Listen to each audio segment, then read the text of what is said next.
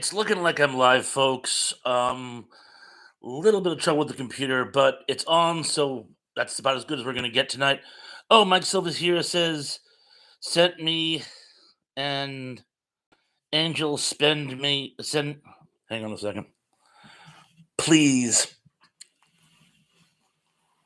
There we are. There, now I can at least read the bottom. Send me an angel right now, right now. Oh, that's that 80s song, Send Me an Angel by a group I can't recall, but take my word for it. Yeah, the angle my laptop was at, I couldn't actually read the comments, so I had to jockey it. And every time I touch the laptop, when the camera's running, it goes blank. So fortunately, that's our word of the day, by the way. Go blank. That's two words I know, but I work with what I got. But anyway, it did not pull the proverbial plug. So Sean Innes is here. He says, "Hey, Mike Silva," and of course me, Thrash Pondo. Hey to you as well, by the way.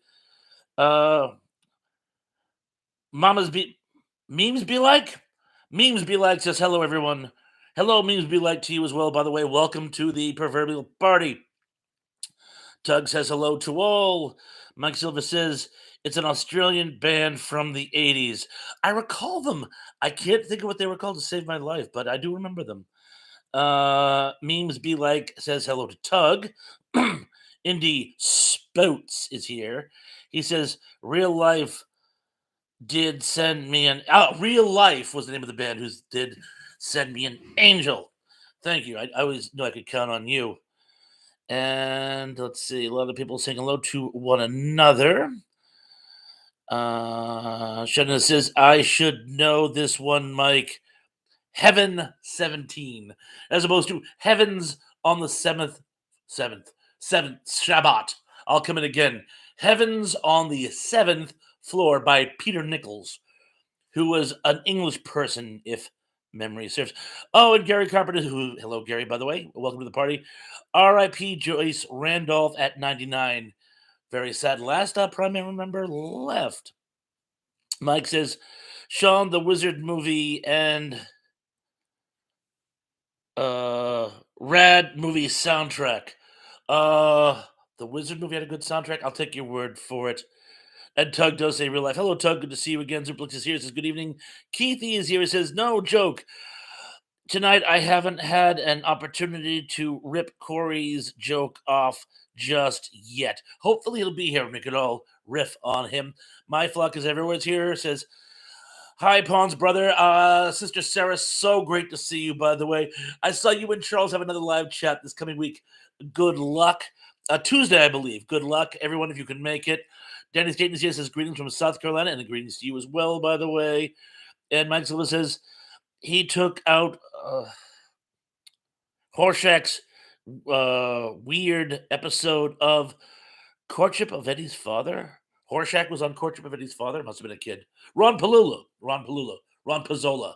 Ron Palulu, I believe his name was. But anyway, whatever the actor's name is. Oh, and rest in peace, by the way. He's no longer with us. And I'm just going to jump. And Chris Carlson, thank you. Jump.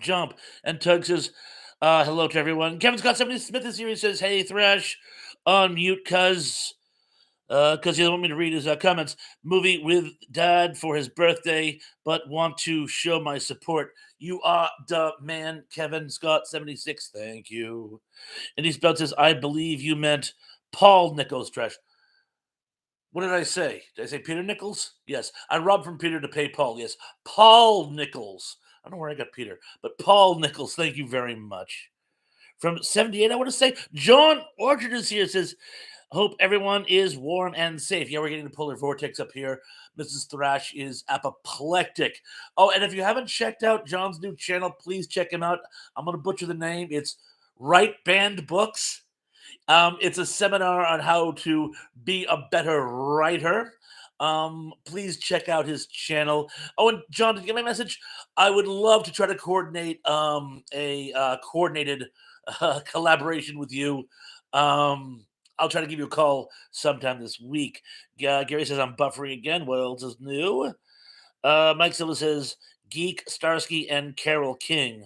Sweet season on my mind.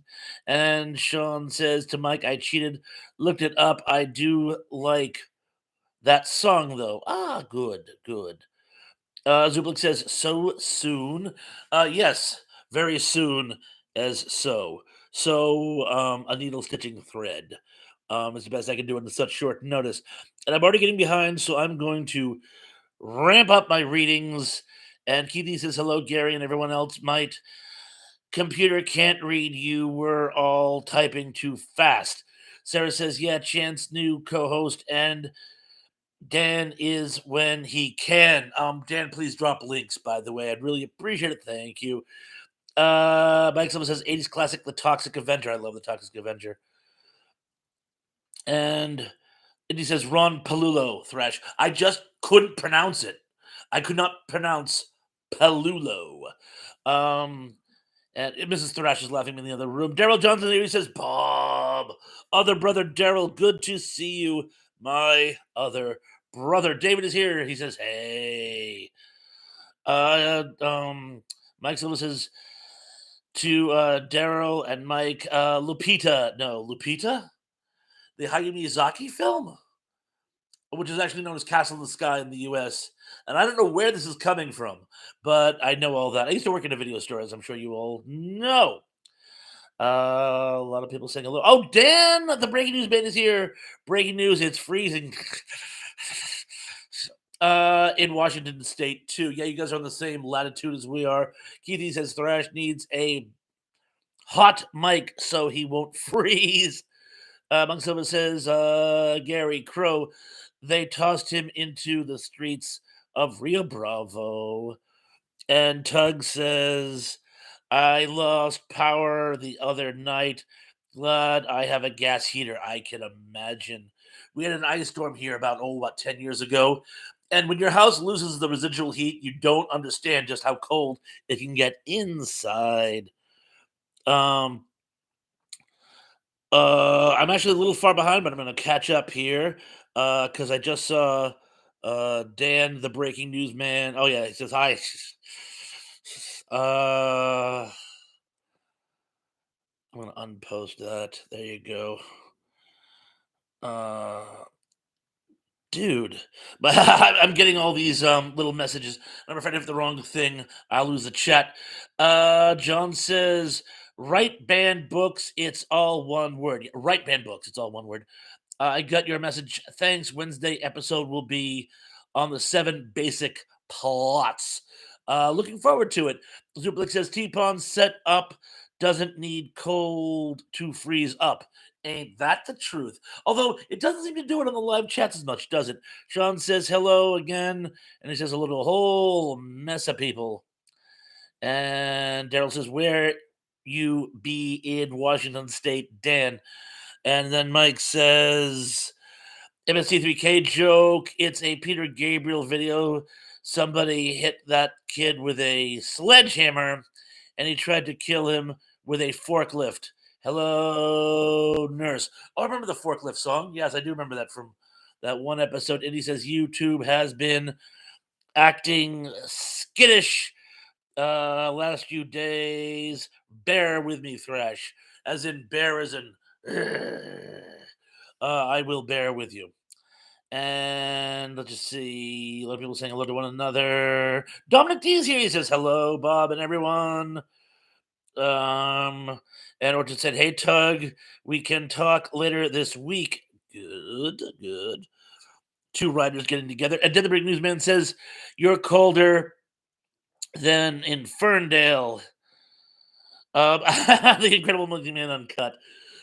Keith E says, Gary, just don't leave that cake out in the rain. Someone left the cake out in the rain. I don't think that I can take it because I'm about to get a copyright strike. My Flack, give us a link. Thank you, my Flack. My Flack. Affleck, my flock. I can't talk tonight. I swear to, well, you know who. Tug says he is not. And David says, who wants to go to Minnesota?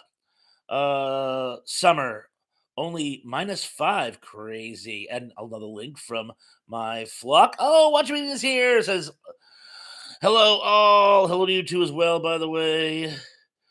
Um, Gary Carpenter says, "Are you off your meds today?" No, it was very interactive, very interactive. And Sean says to Gary, "Looks like you might get 1 to 3 inches of snow around Tuesday."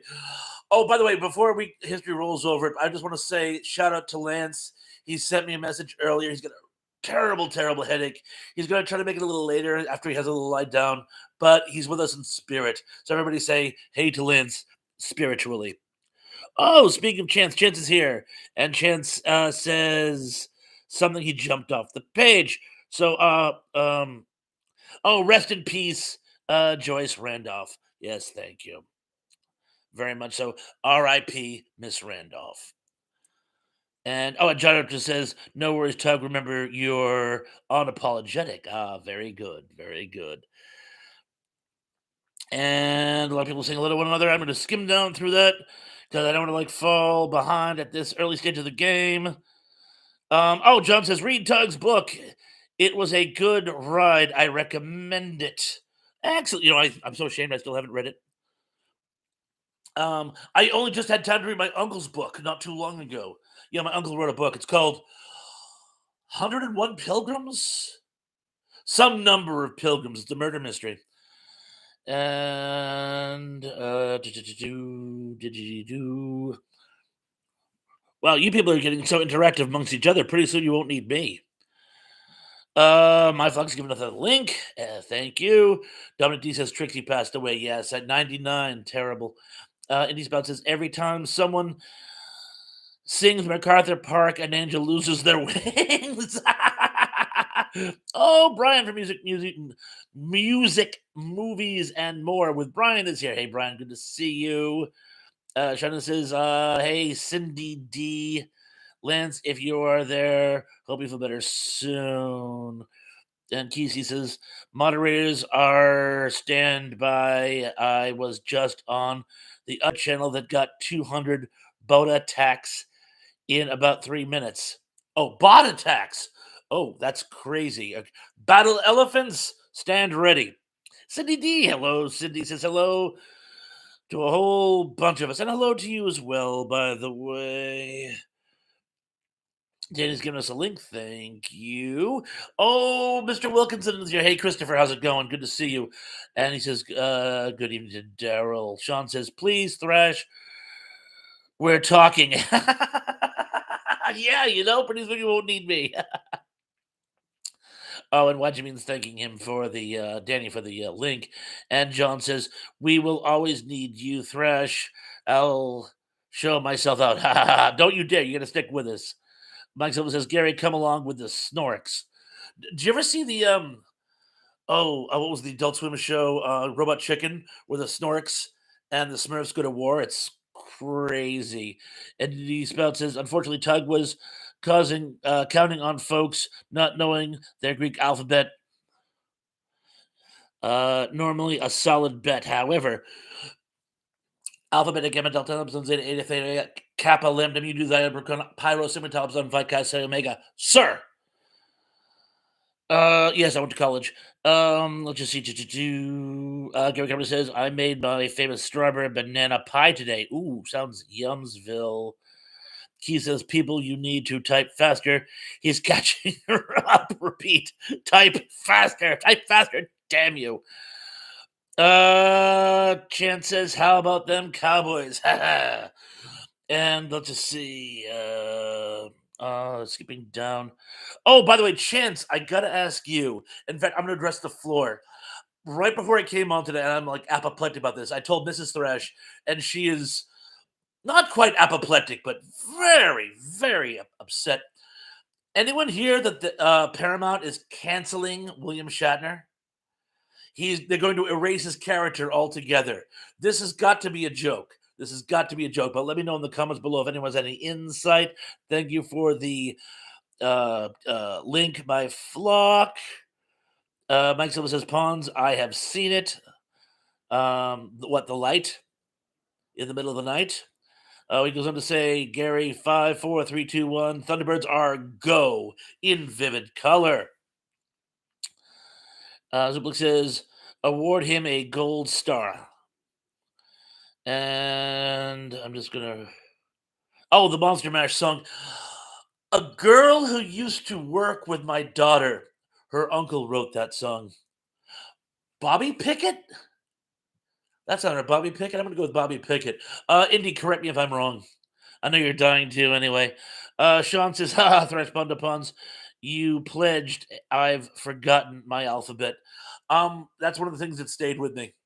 That's one of the things that stayed with me. Did you ever do that thing where a brother would light a match? He'd say, can you recite the alphabet 3 times before this match goes out? You're like, sure. And he would hold it right up to your mouth like this. So you go alpha, beta. And when you said beta, it would blow the match out. But yeah, we used to have to not only memorize the Greek alphabet, but memorize it with great speed. Daryl says, look at the big brain on Bob. Look at the big brain on Bob because of the metric system. Podblast says, yes, also Disney censored the French Connection. Physical media collecting is preserving history. Yes. We were just talking about that. That's what, and I know a lot of people love these streaming services, and they are a godsend. But the problem, people, is that they can be edited, they can be modified, they can be changed, censored. If I have a disc and it's the director's cut, it is the way the director intended, and no one can change that unless the Men in Black break into my garage and start deleting my DVDs and videotapes. I still have a bunch of them too. But no, Chance, I couldn't agree with you more. Keep your physical media, people. There might be a time when that's all we got. I don't want to sound Orwellian, but I don't need to. Just watch the news. Keithy says Paramount, and he went off the page. Paramount is going to remain PI William Shatner with Pauly Shore. That's what I heard, maybe. Ooh, Pauly Shore. That's even worse than being canceled. Ooh. Gary's saying, let's get well soon. The book says, wasn't Shatner the big giant head? Yes, he was in Third Rock from the Sun. And the funniest bit they ever did was Shatner was coming on a shakedown mission to see how they were doing. And of course, John Lithgow was sort of, sucking up to him. And he says, Commander, how was your flight to Earth? And Shatner gets concerned looking. He goes, well, it's weird. The whole time there was a strange thing on the wing. And Lithgow gets his face. He goes, same thing happened to me, which is hysterical because Shatner was in the Twilight Zone version of Terror at 20,000 feet, 30,000 feet, some thousand number of feet. And John Lithgow was in the feature film. Brian says, why do they want to cancel William Shatner? Because the traditional Captain Kirk archetype is not politically correct by today's standards, i.e., cringy. Cringy or not, it sets a really bad precedent. It really does. And Pablo says, yes, Thrash Pondo, I read that about Shat in my sources. BK covered it on his radio show Saturday.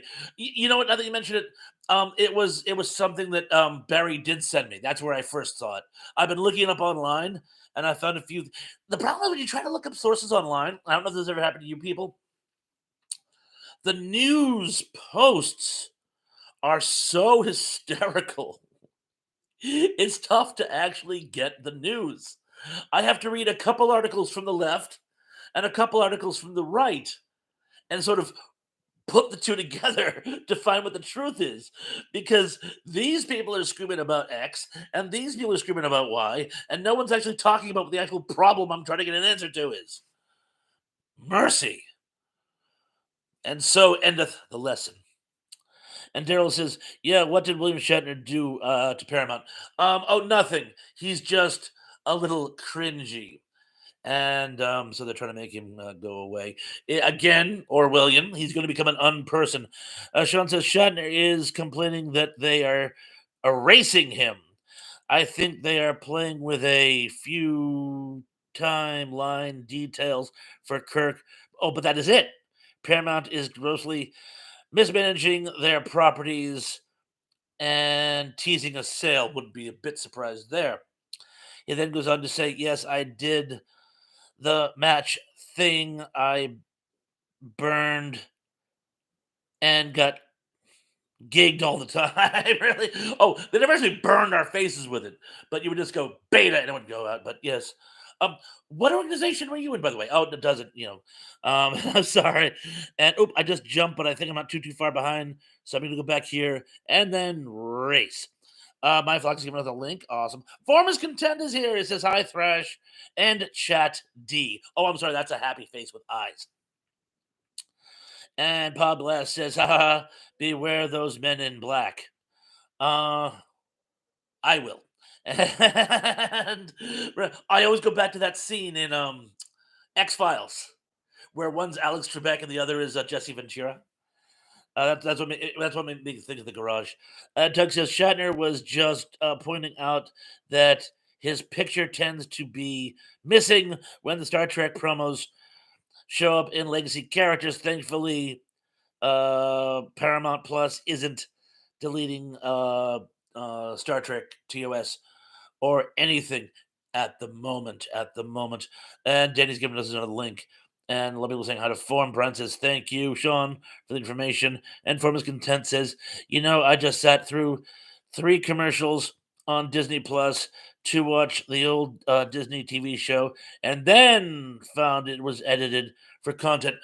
Speaking of which, it is not just edited for content, they do it for time constraints. I was watching one of my favorite Twilight Zone episodes the other night. Yes, it's a Burgess Meredith one. It's I'm always so ashamed I can never remember the name of it, but he's Mr. Wordsworth, and he's going to be executed. You guys know this one. And there's a scene where he says he's a librarian, and they chastise him. They go, "You might as well say that you're a pastor because there's no God." And he goes, "There is a God. You can't erase God with an edict." And it's one of my favorite lines, and it's not in the version that I was watching. And I'm like, when Twilight Zone starts gaslighting you, that's when you have to worry. And I'm sure that they didn't edit it out for religious purposes because he doesn't talk about religion. He just mentions God as an entity. But again, I watched some others, and it was during that marathon that they do on New Year's Eve, and I noticed there were others where they took out key lines that I remember, and it was just so they could cram in more commercials. And boy, did I say I was going to get off the soapbox, guys? I'm sorry, I'm back on the soapbox. But anyway, thank you, Formers Content. Yes, and Zuplex says you had to kiss the big giant butt. No, I didn't. Nor will I. And let's see, Bank Silva says Pawns is still on Paramount Plus and Pluto TV. Yep, sorry. He says 20,000 feet, Bob. Oh, good. I was right the first time. See, I should always go with my gut instinct. I thought it was 20,000 feet initially. Chances also the streaming version of the classic Trek on Paramount Plus are the '05 to '09 revised versions. The Blu-rays give the buyer viewer a choice to watch classic or remastered Trek. Excellent, excellent. And Mike Silva says Pawns woke Generation Z. And my Flux says people need to stop crying over the past. LOL. Be a start. It would be a nice start. Daryl says they need to stop. They need to stop that crap they do. And Zublik says, one thing Disney will never post is the Song of the South. Ain't that the truth? And when I worked in the video store, you'd be astonished how many people asked for that. And I'm like, yeah, you're not going to see that anytime soon or ever, really. And I jumped again, so give me a second. Oh, I'm way behind now. It's been right for being so pontificationist. Um, Oh, Daily Dan, the breaking news man. Did I say Daily Dan? Dan, the breaking news man says William Shatner only had to deal with a monster on the wing. not the whole hatch flying off a plane like recent news. Oh, by the way, I'm glad you're here, Dan. By the way, because tonight I remember ages ago, weeks ago, I had part two of my Norman Lear trivia. I'm going to be doing that tonight. And Tug says it's not news; it's uh, outrage bait. Yeah, I know. That's a good way to look at it. And Shin says, I prefer the original special effects of the classic Trek with the original opening credits, not that cover of the theme that Paramount Plus streams and Me TV airs. I prefer the classics as well, just because that's how I remember them. The updated versions, they don't offend me. I think they're slick, but I prefer. Oh, look who's here, Lance. Hey, Lance. He says, "Hey, Thresh, I'm so glad you could make it. Hope you're feeling better, my brother." And Chen says, I agree. The unapologetic geek Shatner wanting his name in the headlines. Yeah, there might be a little showboating here. I'm willing to grant that there might be a little. He's sort of riding the crest of the. Although I've heard crazier things, that's for darn sure. I'm gonna scroll through. 'Cause a lot of people are saying hello to Lance as well. They should. You're my hero. So he says, "Hope you're feeling better. I used to have real bad migraines." I remember you mentioned migraines. Sydney, I hope you're better as well. Teb is here. It says, "Hey, Mr. Thrash, got here 46 minutes late. Oh no, I've only been on for about 21 minutes. So split the difference. But Teb, you're always on time. So good to see you." And yes, ladies, I kind of had a feeling what you meant to say. And Mike Silva says, I was watching that episode of The Twilight Zone. I know, isn't that a great one? What's the name of it? It's killing me. What's the name of that one? And Tug says, Danny is by far the worst offender when it comes to changing past properties to match what they think are modern sensibilities. Oh, Disney, not Danny. Disney. I'm sorry. I think it's a combination. My screen's at an angle, so it's tough to read. But yes, I think Disney is the worst. The obsolete man. I am so ashamed of myself. You are obsolete. They spent the last 15 minutes going obsolete, obsolete, obsolete. You'd think I'd remember the obsolete man. Thank you, Wendy. It was killing me. Um, you know, Burgess Meredith had 4 episodes. Shatner only had two. You guys know who the other one who had four is? Only one other person had 4 episodes in a starring capacity, and that was, of course, Jack Klugman had four. But I always give the record to Burgess Meredith because, of course, he narrated the feature film, and I thought that gives him some bonus points. Uh, Dan says I have the complete Twilight Zone DVD collection, no editing. Green with envy. Absolutely green with envy. Sydney says TV back in the day used to be edited for television. HBO's Sex and the City was better edited without the nude scenes on E and TBS. How about that? Tug says, how long until they censor Frankenstein saying, I know what it means to be God again? We're going back to the Hayes Code at this point. Um, Tug, you don't know how close to reality I believe you are, but we'll have to think positively, won't we?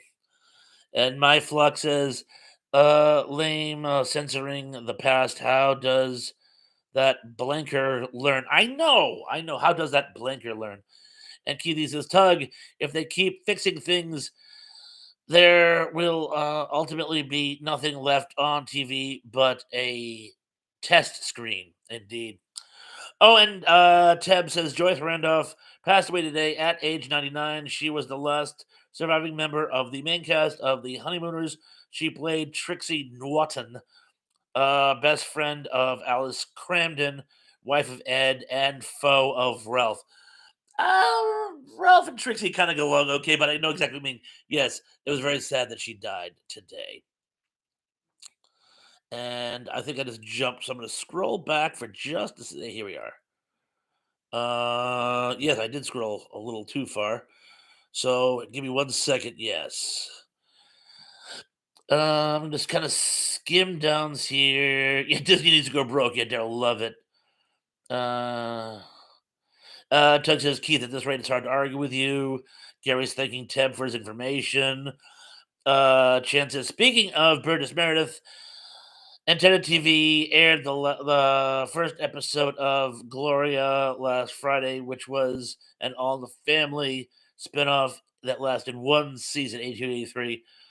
Archie is in the first episode. Excellent. I remember that show briefly. Yeah, I remember. She's divorced. She and Michael split up. So Luke says, you do know that when network shows go through syndication, they remove 2 minutes of airtime for commercials, T-Pawns. Sometimes more than that. I know initially it's 2, but it goes higher and higher. But when you cut the meat and bone on, I'm sure there's something less obtrusive than everybody's favorite line, I'm sure. Well, at least mine. And if it's my line, it should be everyone else's favorite line. Darn you. Bruce darn you. Laura darn you. Darn me. Darn me. Gonna take a rope and churn me. I don't know. Sydney says, you guys are below zero in Kansas City. 2 Lance. Crazy. Crazy. I hope Miami doesn't freeze to death. Chan says Burgess Meredith was in the main cast of Gloria with Sally Struthers. I don't recall that. I remember the show. I don't remember him being in it. Gary Gummer says I haven't seen that show in ages. And Lynn says, "Yep, Cindy Burr." Tuck says, "We did it, folks. He's behind, well behind, very well behind. Good work." And Shen says Meathead bailed on his wife and kid. I always hated that. I always hated that. I would prefer that, like, he was in jail on a protest or working overseas or something, anything. Keithy says, I hope no one is jealous, but I have the full all the seasons of Alf. Well, I love Alf. Alf is a great show. Hey, Willie. Hey, Kate. Alf, one of those deep fried peanut butter banana sandwiches. Elvis loved them. He could eat 20 a day. Dominic D says, I think the last time Disney released Song of the South was back in the 1980s. Never after that. No, never after that. And Tim says, which criminally underrated 80s Vietnam War themed drama series do you prefer so much better, Tour of Duty or China Beach? I don't recall Tour of Duty, so I'm going to have to go with China Beach. I don't recall Tour of Duty. And Dan says, I hope I have answers for the Norman Lear trivia. I'm sure everyone does. Owen Blue says 86 as far as the Song of the South goes. Oh, and Dominic D also prefers China Beach. And Mike Silva says, here come the judge. Here come the judge. Here come the judge. The devil made me buy this dress. Gary Carpenter says, Sally and Carol did the Glowworms Christmas special. Totally forgot that. Cindy says, nope, Keith can't stand Alf. Sorry for my impression. Sarah says, I get my games all the time. Oh, I'm so sorry. Lynn says, guys, just saying hi, okay? No, dude, if you're not up to it, please get some rest. You're a trooper. I can't tell you how much it means to me that you popped in on by. You know, that's great. I really appreciate that. But if you're not feeling well, go get some rest, and thanks for stopping in. Yeah, she repeats herself. Hated it. Cindy hated Alf. And Blake says China Beach just for Dana Delaney. She was cute, wasn't she? Oh, Mike has uh Mike had a message deleted. So much for that. And Gary says, My Flock, you need to change your eating habits to get rid of migraines. Really? I'll buy that. And Chan says Bill Mumy. Bill Mumy was also in the Twilight Zone movie, and he did. I want to say at least 2 episodes of the TV series, at least 2. The one about the kid who calls his grandmother on the phone, and Don't Tell Me. Wish It to the Cornfield. It's a Good Life. It's a Good Life. I love It's a Good Life. And But Pod Blast, Tug, I think he was only in those 2. He did a bunch of Alfred Hitchcocks and other shows at the time. He even did an Alfred Hitchcock about, gun control, which actually featured Marta Christensen Christensen. But I believe he only did 2 Twilight Zone episodes. Correct me if I'm wrong, I'm sure somebody has the correct data. And Danny says, "I'm getting a migraine now, LOL." I'm sorry, Danny, I don't mean to give you a migraine. I'm sorry, my brother. Uh Oh, and, my flex says, to Gary, "LOL, what LOL, why?" I think to get rid of your migraines, I think he's saying that dietary habits could change that. And Cindy says, "Sorry, Mike, Silva, I hit the wrong button. I'm so sorry." I wondered, I'm like, "What did Mike say?" I couldn't see it because it wasn't there, but, I live in fear of that. When I scroll, every now and then I get an icon so I can either report or block a comment, and I'm always afraid I'm gonna hit that twice and block somebody, and they'll never forgive me. So, Cindy, more sympathetic I could not be. Dominic D says British Meredith within grumpy old men. He certainly was. Brian says sensitivity is often overrated. It certainly is. Chen says, "What do we think of the 6 videotaped episodes of The Twilight Zone season 2?" I believe the Bill Mooney one with the phone for his grandmother is one of those. I like them. For some reason, they have a great atmosphere to them. The black and white videotape makes them creepy, but they seem a little slower paced to me for some reason, and I'm not sure why. What do you think of the hour-long episodes? I have mixed feelings on those. And Gary says salt is the number one problem of headaches. That makes sense because, like, the phosphates in wine is what gives you your hangover. And Len says, Hey, Dave is on Wednesday with the year 1982. Oh, that could be fun." And John says, "Charles Bronson was in The Twilight Zone." He's in actually one of my favorite episodes. It's just called Two, and it's directed by, oh, Pittman, I want to say the guy's name was. And it's basically a post-apocalyptic love story. After World War III, when there's virtually nobody left, at least in this particular area, two soldiers of opposite sides meet and fall in love. Um, Pittman, Michael Pittman, I think the guy's name was. He directed it. He was the stepfather of Sherry Jackson, who is one of my, speaking of Star Trek, one of my favorite Star Trek girls. What little girls are made of. And she did at least one episode of start of bite my tongue of Twilight Zone. I think two, but she did at least one. One with oh, don't tell me, guy who played Roscoe P. Coltrane from Dukes of Hazard was a sci-fi horror filmmaker, and I'm so ashamed I can't think. He had such an illustrious career, and I can't think of his name to save my life. But that was one of them. But anyway, I'm pontificating. I'm getting way far behind, and it's after 8. So I'm going to scroll through. Actually, I'm going to scroll back. Oh, Emily. James Best. No, you're the best. Thank you, Emily. Oh, Brogu says, "Hi, Dominic D." I'm going to go backwards so I can catch up here. Lance also said James Best, as did Chance. Zublik says, "Sherry Jackson was in Make Room for Daddy." She was. Oh my gosh, you are so right. Um, oh, Chase says, "Not Night Call." I got the title wrong. Again, hi, Brogu. So good to see you. Lynn says, "Ibuprofen, Emily." Um, my vlog says, "He was in the new Twilight Zone, all grown up and still wishes people into the cornfield." Bill Mooney was only in 2 original. I was right there. And one of the new versions. Yeah, the new one, I believe, was made in Canada. Oh, yeah. Dan says, "Trivia time." Yes, it certainly is. I'm almost caught up. Oh, hey, Tracy's here. Hey, Tracy. And Pablo says, "The Christmas Twilight Zone with Art Carney as a drunken Santa was on videotape too." It was, and I love that one. Art Carney was great in that one.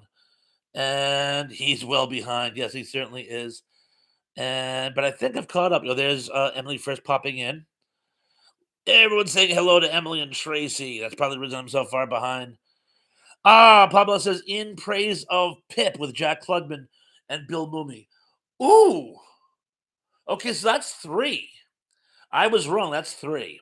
And I loved In Praise of Pip. It's one of the few ones that actually discusses his stance in the Vietnam War.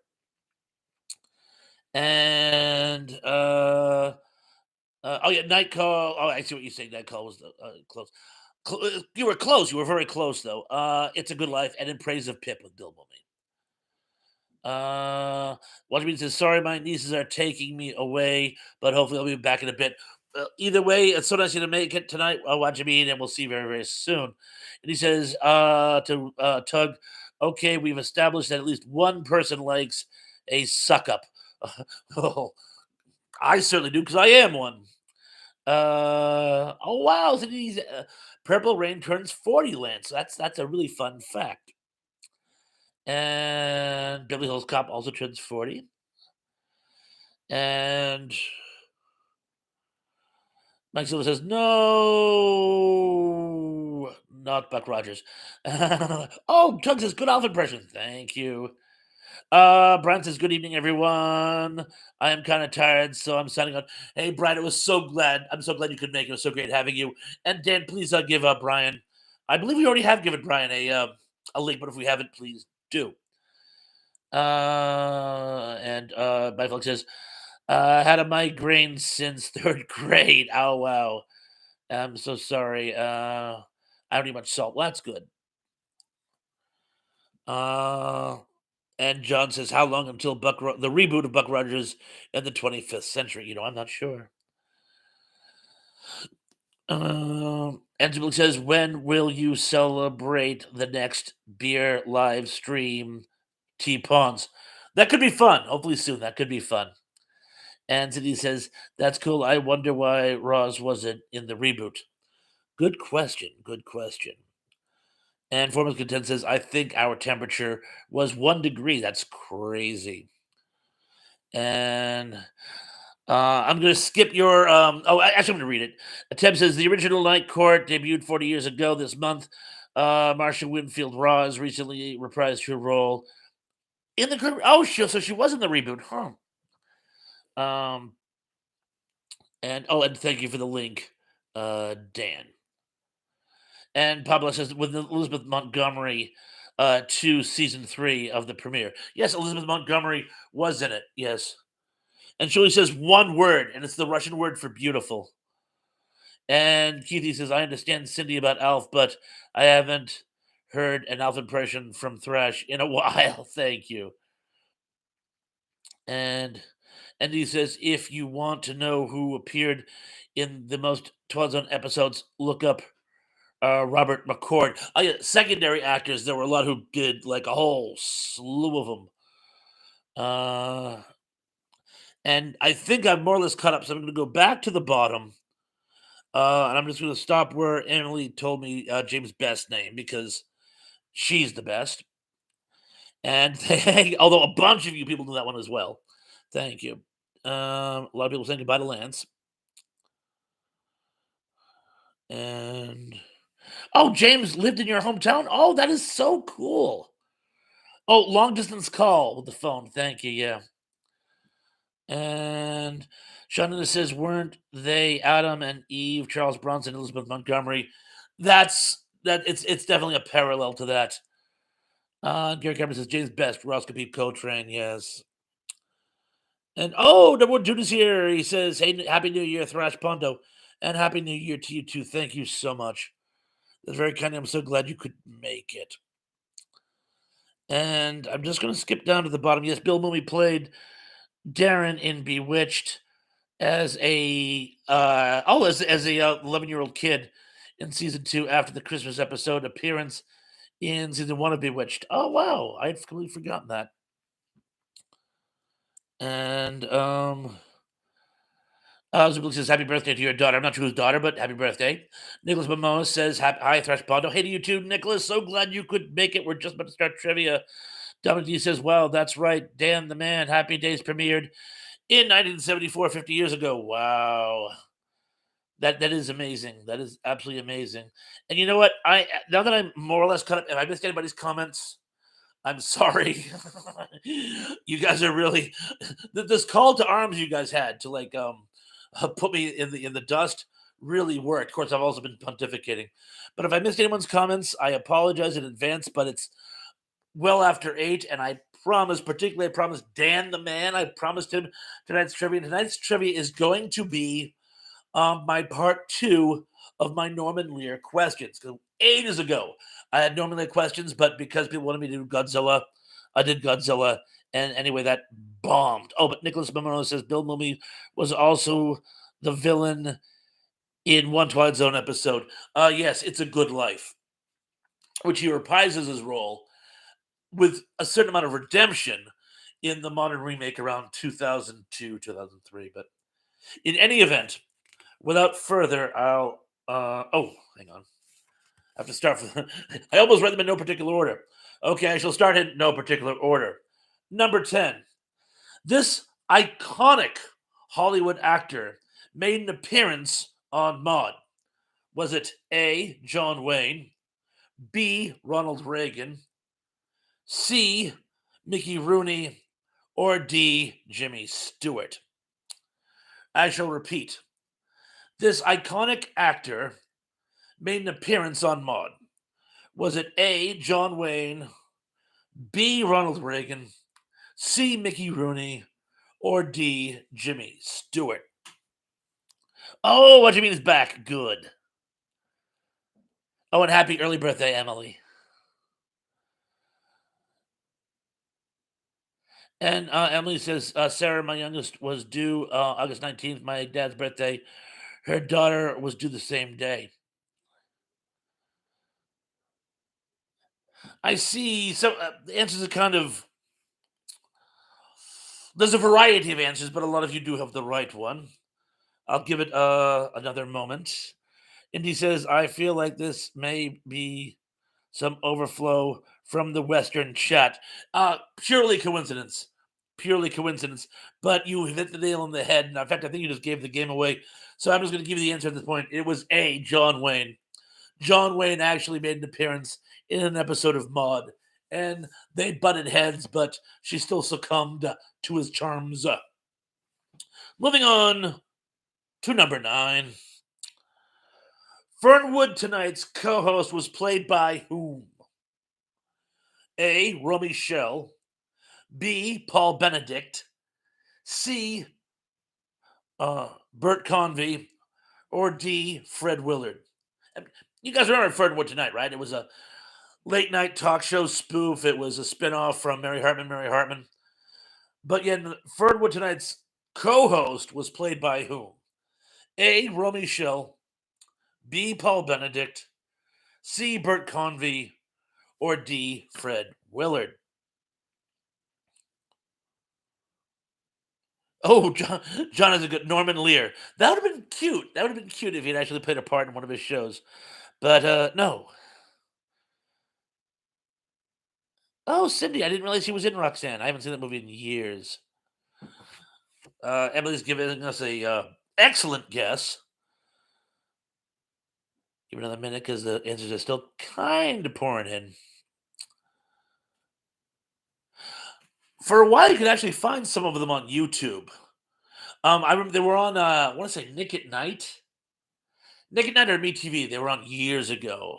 They were still actually pretty darn funny. Mike says Pons saw it back on Nick at Night when I was 7 in 91 until 9 in 93. And let's see, any more guesses?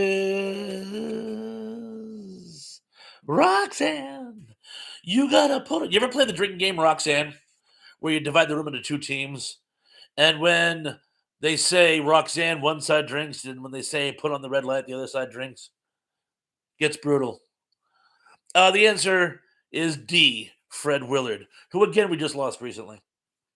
Well, in the last few years. He was actually on Everybody Loves Raymond. He plays Robert's fiance's father, I want to say. By the way, moving forward, number 8. How many children do the Willises have in the TV show The Jeffersons? Is it A1, B2, C3, D none? I shall repeat. In the television series The Jeffersons, their friends and neighbors, the Willises, have how many children? A1, B2, C3, or D none? Giggle. Answers are pouring in, so I'll let it. Yes, Cindy. I can't think. I actually saw it when I was looking up the when I was compiling information, but I can't remember how to save my life. Oh, Jen. Yes, yes. I don't want to read that out loud because it'll give the game away and people are still guessing. Oh, Cindy already found Alan. You know what? I'm just gonna give. Yes, the answer is two. Yes, the answer is two. They had the daughter who was a main character and of course engaged to Lionel. They had a son named Alan who could pass for white, and it created like a drama between the two children. But yes, the correct answer is two. 7. This short-lived spoof on soap operas used gender role reversals as its gimmick. Was it A, all that glitters, B, all that shines, C, all that jazz, or D, all along the watchtower? I shall repeat. This short lived spoof on TV soap operas used gender role reversals as its gimmick.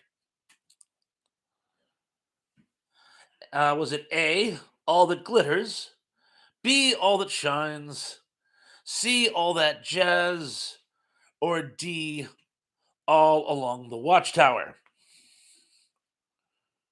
Really, Keith? Are you going for the ironic answer? uh, Sean says too many joke answers. I'm sorry. I'm sorry. Well, this one would have been a toughie. So I tried to give people a fighting chance. I don't think it lasts even a full season. So I decided I would make this one sort of your free space. But I'm gonna give it another minuet. And I'm sorry, Sean, I can't resist giving silly answers. It's part of my boyish charm. And he says, oh, Sean says, don't be sorry, Thrash. I would not have gotten it otherwise. Dominic D says, Linda Gray from Dallas played a transgender on that show. I did not know that. I did not know that. That is a great fun fact. Thank you, Dominic D. Uh, oh, and Tug says the best soap opera spoof is still Soap. Yes. In fact, I was just talking about that. Um, Billy Crystal was offered the part of Jack Tripper on Three's Company, but he passed on that to play his role on Soap. And Soap is amazing.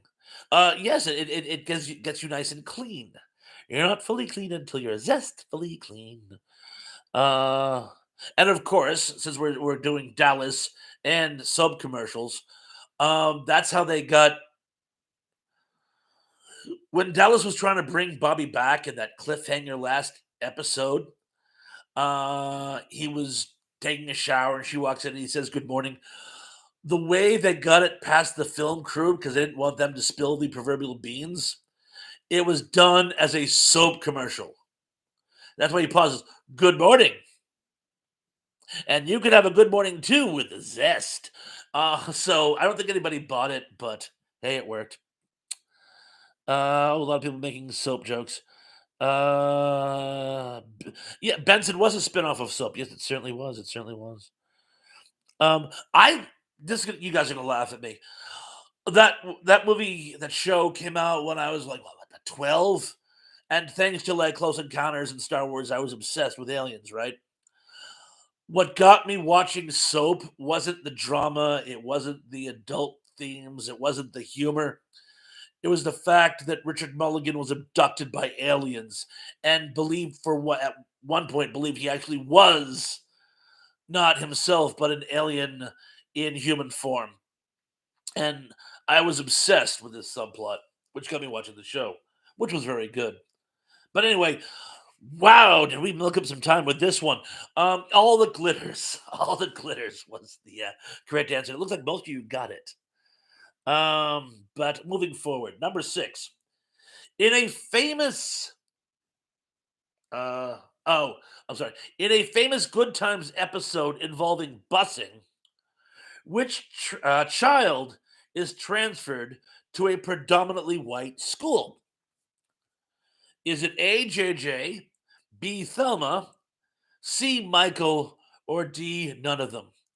I shall repeat because I kind of flounded on that one. In a famous Good Times episode involving busing, which child of the uh, not Jeffersons,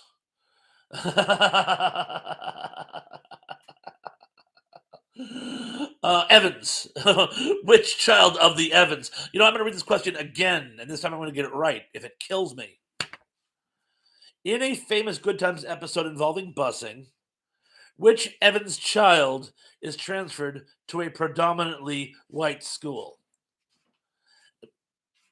Mrs. Thrash made a silly comment. Hi, Mrs. Thrash. Is it A, JJ, B, Thelma, C, Michael, or D, none of them? Are we even still on the question? Chan says my channel is criminally underrated and undersubscribed. Huh. Yours and mine both, Chance. Yours and mine both.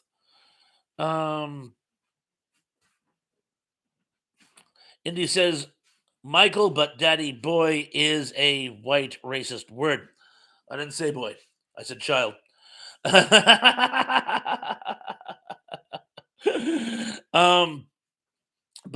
yes, we have thus given the game. Oh, everyone's saying hi, Mrs. Thrash. Everyone's saying hi to Mrs. Thrash. But yes, it was Michael, and in one of the funniest bits they ever did, because Michael's the night before he has to go to school, he's getting anxiety, and so JJ decides he's going to tell him how to talk to white people. And he does this bit like something out of a 1930s rom-com where they're speaking with that transatlantic accent. Why, hello.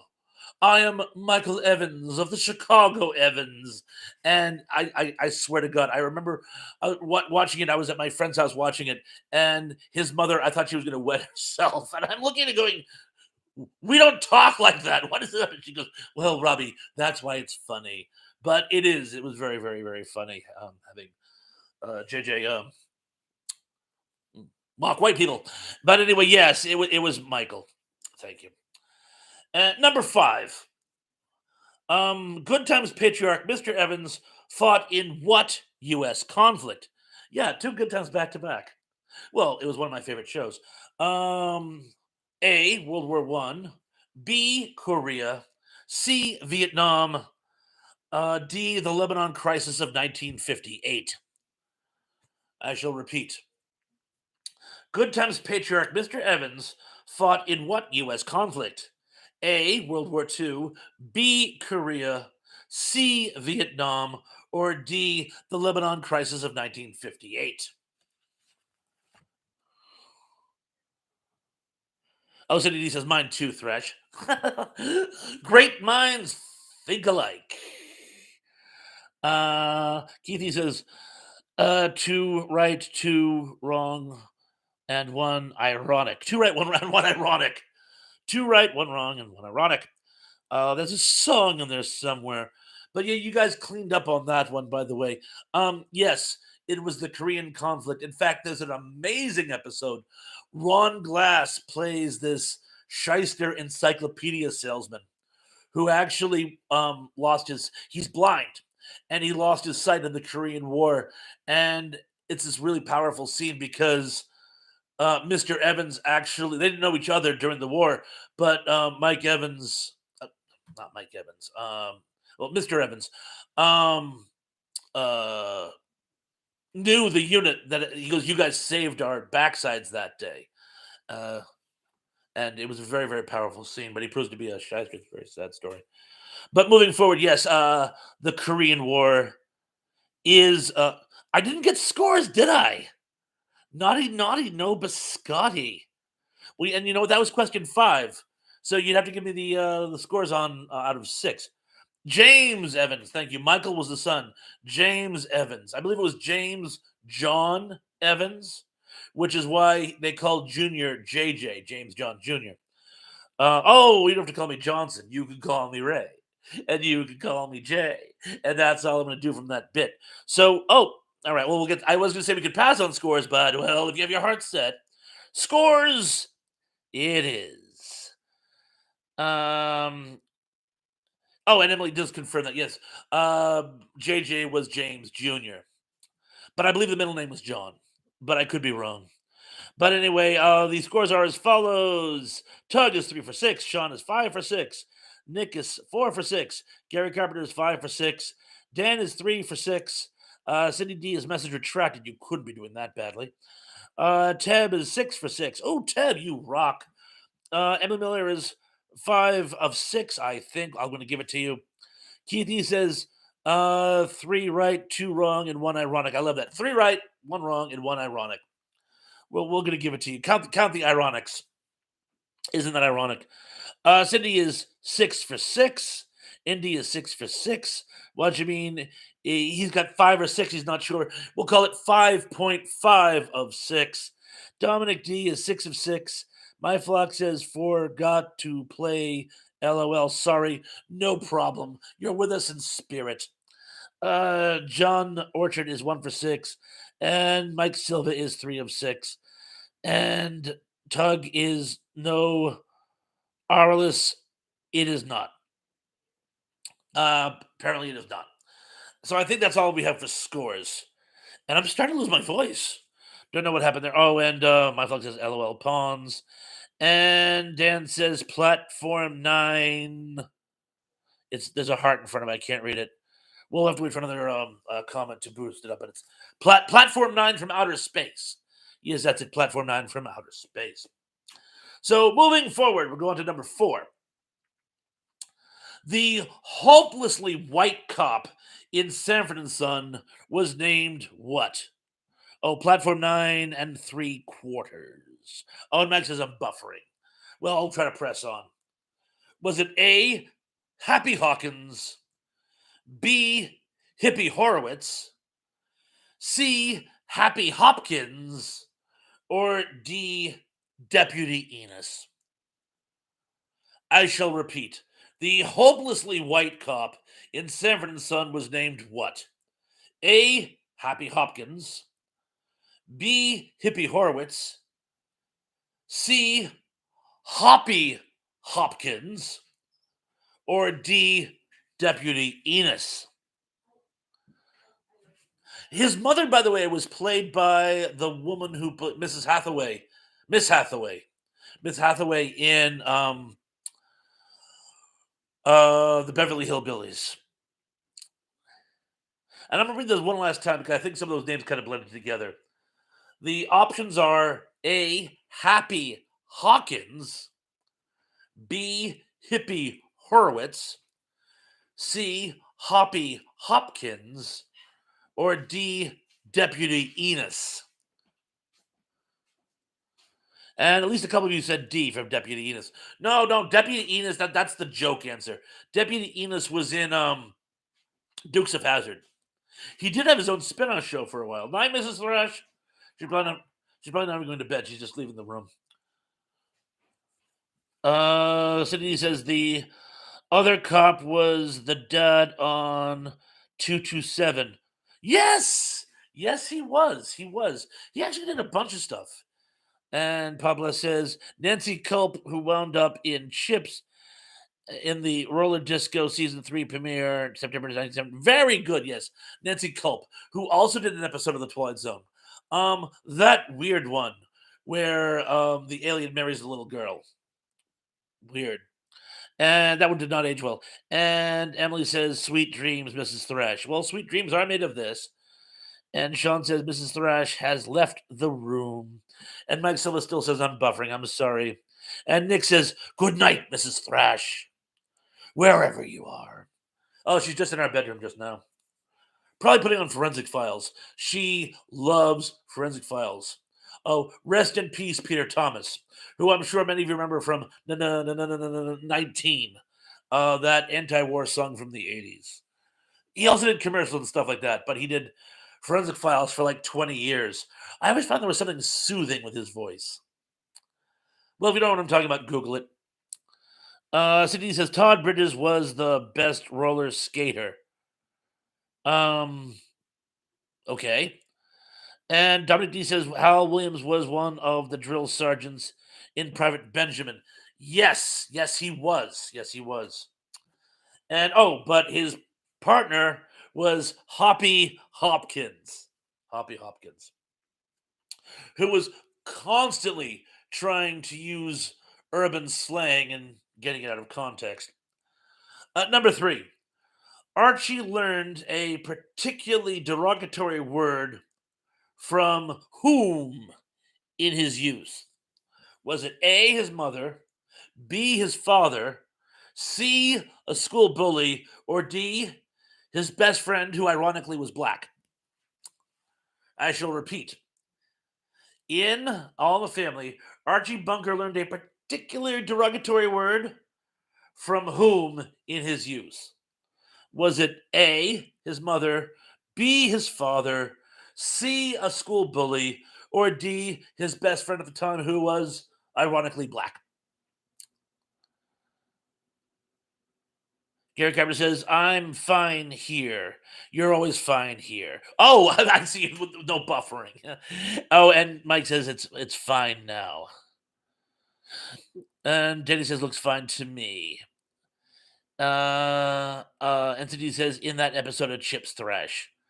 Oh, Todd. I don't recall the roller rink episode. I don't. I remember Todd Bridges. I think he's great, but I don't remember the.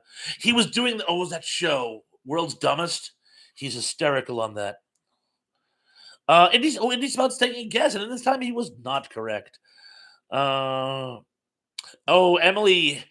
I kind of gave the game away. A few more answers kind of kicking in. Yes. Pod Blast, the Bills game for Monday has been canceled. So wait, whoa. Am I right? Was that the game? Are we talking about the game that was supposed to be today? They pushed it back to tomorrow. Now they're canceling it altogether. I'm confused. Please bail me out. And Pablo says lots of stars in that roller disco as themselves Cindy Williams with Buzzy and Leaf Garrett. That's crazy. Oh, and Mike Silva says bye pawns for real. Oh, you leaving us, Mike?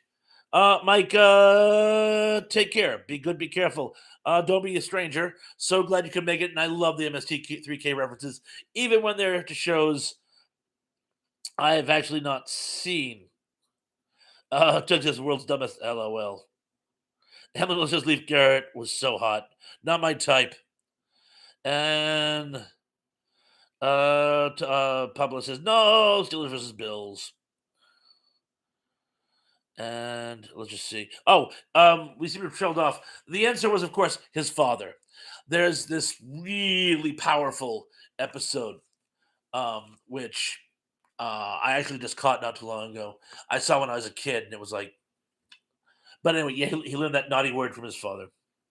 Number two, Grady adds weed to his salad, thinking it is what?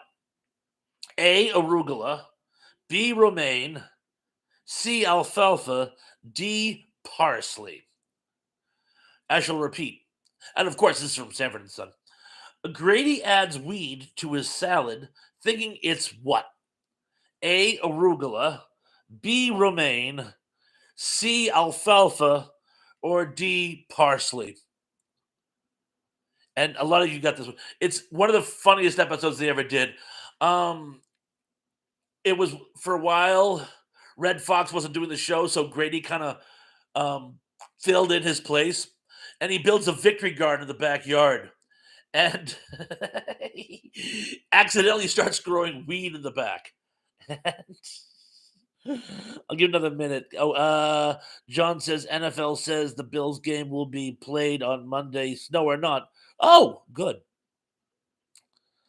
Chan says yes. Grady was the best. Give another minute or two for.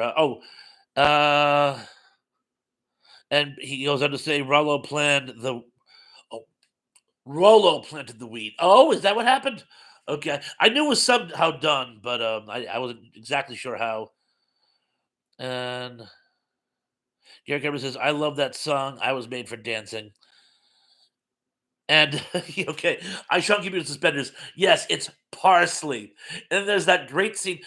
Lamont knows what it is, and he's going to get rid of it. But before he can, Grady's he's going to make a big dinner salad, and he goes, "What is a salad without a little parsley?" And he rips up like this bush, and they end up feeding it to the two cops we we're just talking about, who get the munchies, and it's just a really really funny episode. But yes, parsley. So D is the correct answer. And number one, before moving to the east side, George sells his home to whom? A, the Bunkers, B, his brother Henry, C, the Stivicks, or D, to parties unknown. He just sells the house. We never find out who he sells it to. I shall repeat. Before moving on up to the east side, George sells his home to who?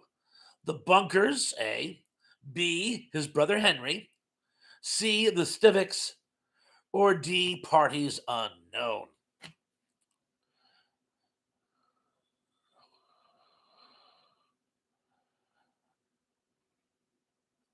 And it looks like most of you got it. Chen says not sells it. Oh, he sells it. He gives them to a really good price, but it does sell. Sean says, "Oh, sold. Yes, sold. He's sold, as in to sell for money." And it looks like all of you got it. Yes, in one of the funniest exchanges, he offers it to Mike and Gloria so that he could ruin Archie's day. So he gives him this huge lowball offer, and Mike doesn't want to buy it because he doesn't want to live next door to his father-in-law. And Archie basically guilt-baited him into doing it. He goes, "No, no, you're not going to live here for free. Buy that damn house." And Mike's like, "Oh, you want to buy the house? Okay."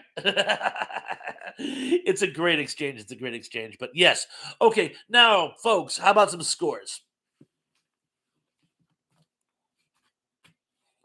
Let's see what we get here for scores.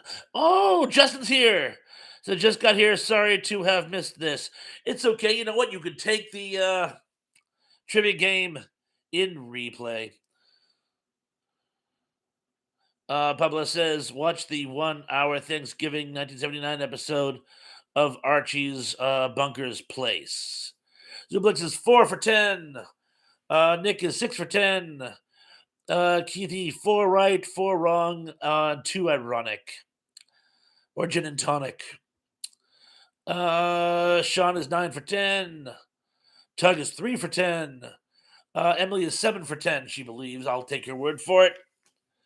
Gary Carpenter, Publist, oh, okay. Most of the time, my husband will cheat. Most of the time, a husband will cheat. Okay, now, sorry, I misread that. It kind of threw you off the game. Gary Carpenter is 8 for 10. Pablo says the meathead was a bum and a cheater, as revealed in the Thanksgiving special. Yes, yes. Now that you mentioned it, okay, yes, I do remember whereof you are speaking. And it's a pity they went to such great lengths to get us to like him. Lisa Fields is here. Says, "Hey, Thrash and everyone. Lisa, so glad you could make it. Sorry, we just finished the trivia. Please feel free to play in replay." Sean says, "Keithy, wrong to ironic sounds like a good title for a song. Wrong to ironic, yes, or ironic to wrong." Tug says needed more questions about giant irradiated dinosaurs. Oh, and Teb is 10 for 10. And Cindy D is 10 for 10. You skipped me. Did I? I could have sworn. Anyway, Cindy is 10 for 10. Miss Cindy, I'm very, very sorry. And Dominic D is 10 for 10. Only the second time he's got them all. Danny's like, yeah, it's over. You got a few. I see you getting the right answers there. I know you got a few. And Sean says to Cindy D, you are the winner. Oh, and Teb. And Dominic D was 10 for 10 as well. And a lot of people saying hello to Lisa. You guys have been like really interactive today, by the way, too, by the way. Like, um, usually it's close to 1,000 comments. I bet we broke 1,000 tonight.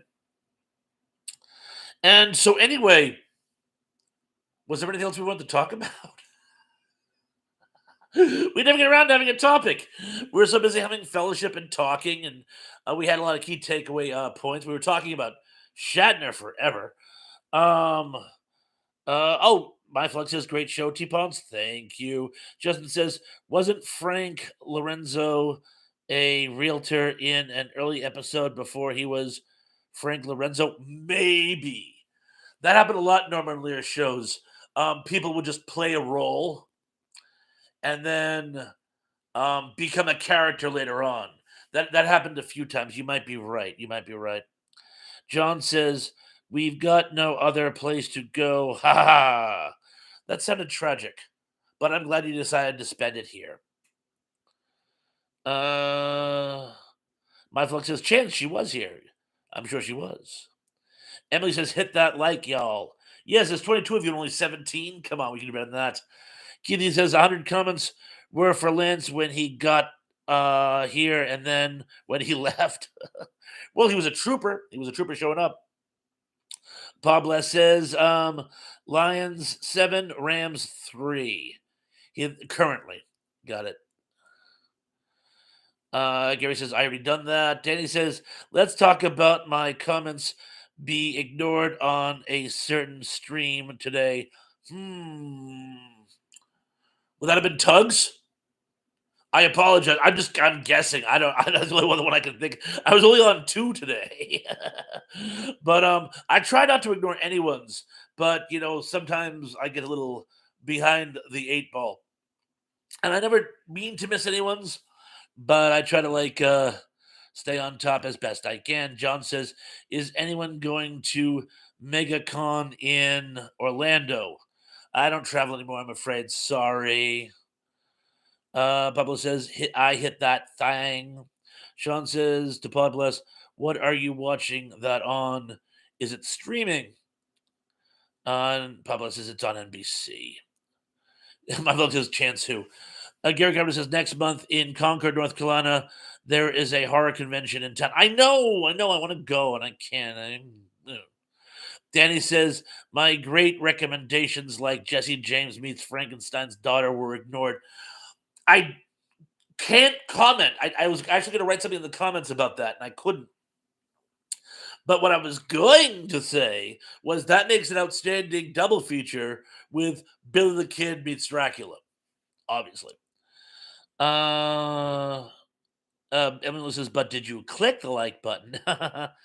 And John says, Packers beat the Cowboys. And Zublik says, yes, to John. Teb says, fun fact, John Amos was actually in his 30s when he played the 40-something James Evans Sr. on Good Times. I did know he was much younger than the character he was playing, or substantially younger, I should say. Cindy says, can you do a trivia called It's All Relative? You can pick actors and their relatives who may have done the same shows. Ooh, that could be fun. That could be fun. Because like for example, right off the top of my head, I'm gonna give one away right off the gate. Rance Howard, Ron Howard's father, was on at least one, I think a couple episodes of the Andy Griffith Show. So is that what you're talking about, Cindy? Yeah, that could be a lot of fun. And Keith uses nostalgic. I like the Weather Channel guy. He is great. Al Roker? And just says, Lionel Steps Out was a great episode. Dave uses it for one of his video clips. Cool. And Emily says, John Dallas didn't have a chance. The defense sucked. And Justin says to Teb, James Evans looked 29 and Florida looked 59. She was 20 years older than he was. She was 20 years older. Oh, and pardon me, Reese Jefferson was 20 years older than George Jefferson in real life. Isabella Stanford was 20 years older than oh, come on, Bob, you know this. George Jefferson was played by Sherman Helmsley. Sherman Helmsley was 20 years younger than Isabella Stanford. Gary says Kiefer Sutherland and the cast of the Supernatural and Smallville are going to be with John Schneider and Tom Walpat. Interesting. Pablo says Fred Sanford was 65 in the pilot of Sanford and Son, yet Red Fox was only 48. John says, so Washington says, sorry, I pulled away by the nieces. And John says, thanks, Emily. I just want know what not to talk about in Texas tomorrow. Lisa's saying hi. Another one dude says, Clint Howard was the ice cream man. Yes, he was. He also did an episode of the Star Trek. He's the one who gave the Tranya out at the end. And Emily says, Gary, I would have to make some good DoorDash money to see all those folks. And Lisa's saying, hi, Wags, love your show. Oh, that's so nice. Even Cindy says, yes, Thrash, that's what I meant. I figured that's what you meant. And that could be a lot of fun. Oh, and Lisa Fields. I extrapolated channel Lisa Fields. Excellent. And number dude is like, ha ha. Dominic D says John Amos was only like 8 or so years older than Jimmy Walker. Really? It was that narrow a margin? That's crazy. And Pablo says Steelers game is not canceled for tomorrow. Oh, good. And Gary says Pod Blast, Grady wasn't even 50 when he did Sanford and the Son. Really? I did not know that. And Justin says Dallas did Dallas tonight. My fluke is LOL. And Gary says, Pod Blast, the Bills game is on the account for weather. And Sean says, Clint Howard made an appearance in season 2 of Brave New Worlds 2. He did? I did not know that. And Pablo says, it was moved from today to tomorrow. Gary Carpenter, yes. Oh, and Justin says, I think Clint Howard made an appearance in everything. I think he did too. Well, guys, it's starting to get towards that time. And I'm not going to pull the plug just yet, but it usually takes me at least 10 minutes to say goodbye to everybody and try to read everybody's last few comments. And I always miss a few. And you guys are always peaches about it. I'm going to apologize in advance. But I want to say thank you guys for showing up tonight. It was my absolute pleasure. You guys were great tonight. We were like all over the place tonight. It's like so much fun. And I don't know if you guys get a chance to. I posted a little something extra. A kid I went to school with, I've known him for 40 years more. He went to New York City and was doing improv theater. Recently moved back to Cape Cod, bumped into him the other day, and I've been following him on Facebook, but I haven't really had a chance to talk to him. And he told me about this movie he did, this sort of independent, low-budget guerrilla filmmaking film that he made in New York City. It's called Crime Travelers, The Adventures of David Sloan. I did a review of it. Get a chance, please check it out. Oh, and of course, yes, Tuesday, I'm going to be talking about Fargo, episode 10, season finale. And Emily says good night and sweet dreams, y'all. Oh, thank you. John says, he jumped. John says, Pons, what was your favorite Norman Lear show? Probably the Jeffersons. Probably the Jeffersons. Number two says, "You're the man, Thrash." No, you're the man. Thank you. Nighter to you, Pod Blast. Oh, and my Flux says, "Good times always." T-Pons love that show too. And Sean says, "You did well with the comments, Thrash Bonapon. Sometimes we run you ragged and your voice starts to go." I'm starting to crack a little. But you know what? What that means is that you guys really care. You guys put in a lot of effort into the show, and I can't tell you how much I appreciate it. Christopher says, "Good night, Emily." A lot of people say good night to one another. And Justin says, "Maud covered most of all the topics that were in All in the Family, but in half the time." Yeah, you're probably right. And number dude says, "I already saw it on Riff Tracks." Just kidding. But no, seriously, my voice does crack, but that means you guys are giving me a lot to work with. We've all seen these live chats where not a lot of people are interacting. I have never had that problem. I have never just sat here twiddling my thumbs, waiting for somebody to show up for me to mention their comment. You guys are lickety and split, and I can't tell you how much I appreciate it. Sydney says, "Good night, all. Take care. Thrash, you as well." John says, "Thanks for the shout out. Talk soon. Be warm and safe." The rest of you say frosty and safe. You all rock. Thank you, you as well. Gary Gardner says, "Good night, Mrs. Calabash, wherever you are." Exactly. Zublik says, "Good night" to Cindy, amongst others. Cindy said good night to everyone. Dominic D says, "Great live stream, Bob. Thanks and have a great night, everybody." You as well, Dominic D. So great to have you. Jenny says, "LOL. I do try. Thank you." Keith says, "Another great show. Thrash just yanked that plug out of the wall. Is that good or bad?" And Gary Carpenter says, "Au revoir. Adios. Arrivederci. Ciao. And sayonara, everyone. And to you as well, by the way." And Lisa Field says, "Good night to everybody." And number two says, "Good night to the Thrash family." Emily says, "Yeah, what Gary said." And Dan says, "Your trivia tonight was tolerable." LOL, spoken like Mr. Spock. Was tolerable. And yeah, he was talking. It was the thermostat because Vulcans like it hot, but when he gets older, they really like it warm. So yeah, I remember that episode. Oh, and Justin says, "What's the name of your restaurant again?" De Parma Italian Table in West Yarmouth, Massachusetts. We're going to be closed for like another month for renovations, but I'll let you know when we reopen.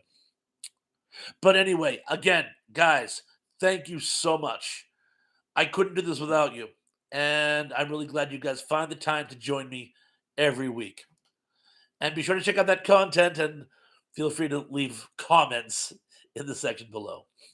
But anyway, until next time, be good, be safe, be careful. And I'm looking forward to seeing you all again very, very, very, very, very soon. Peace.